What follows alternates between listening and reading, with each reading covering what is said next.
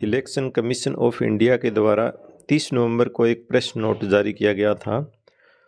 उस press note के अनुसार SIR कार्यक्रम जो भारत के 12 राज्यों में चल रहा है, उनमें जो अंतिम तिथि थी यानी फॉर्म फिलअप करने की 4 दिसंबर थी, उसे बढ़ाकर अभी 11 दिसंबर कर दिया गया है। यानी जो सभी तिथियां थी उनमें 7 दिन एक्सटेंड किए गए हैं। तो पूर्व निर्धारित तिथियां का जो कार्यक्रम था वो चेंज हो गया है। अभी इस प्रकार से हैं, एडमिशन फॉर्म फिलअप करने की तिथि है 11 दिसंबर 2025। उसके बाद फॉर्म भी लो नहीं लेंगे और आप ऑनलाइन भी दर्ज नहीं कर सकते हैं। और उसके बाद है publication of draft electoral roles.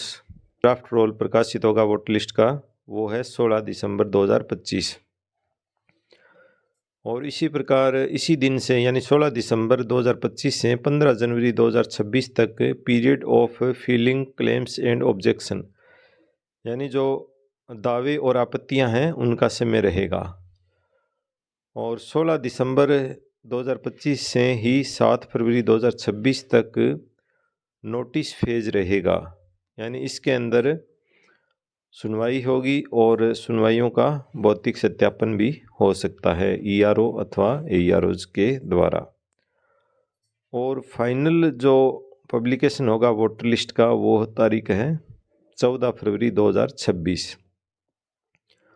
तो अब ऐसे मतदाता जिनका जो वोट है वो नहीं लिंक्ड हुआ है, यानी जिनके माता पिता, दादा दादी या कोई रिश्तेदार 2002 में उसके साथ वोट जो लिंक्ड होना था वो नहीं करवा पाया, तो ऐसे सभी मतदाताओं को नोटिस जारी होंगे। तो ऐसे नोटिसों को आप गंभीरता से लें।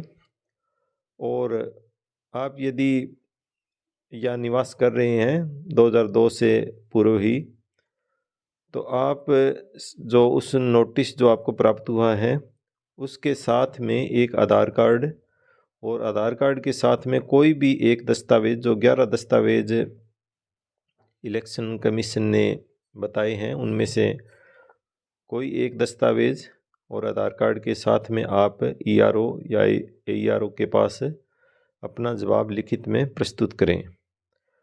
यानी ऐसे कोई दस्तावेज जो आपकी नागरिकता से संबंधित हो कि आप भारत के नागरिक हैं, तो इससे आपका जो मत है वो बना रहेगा, यानी आपका वोट कटेगा नहीं।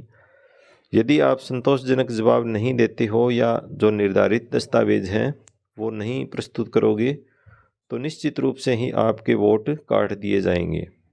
अतः जो भी नोटिस आपको प्राप्त हुआ है उसे गंभीरता से लें और अपना जवाब निर्धारित तिथि से पूर्व ही, यह नहीं है कि जो अंतिम तिथि तक इंतज़ार करें, उससे पहले ही आप अपना जवाब संबंधित ERO के पास प्रस्तुत करें।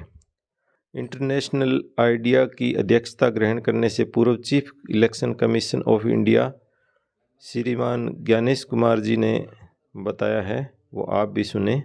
भारत में स्वतंत्र, निष्पक्ष एवं पारदर्शी चुनावों के सफल संचालन को आज पूरा विश्व जानता भी है और मानता भी है। और इसीलिए विश्व के 37 जनतांत्रिक देशों के प्रतिष्ठित समूह ने अपने 30 वर्षों के इतिहास में पहली बार भारत को international institute for democracy and electoral assistance, international idea के अध्यक्ष के रूप में आमंत्रित किया है। यह भारत के सभी नागरिकों और सभी चुनाव कर्मियों के लिए अत्यंत गौरव का क्षण है। जय हिंद, जय भारत।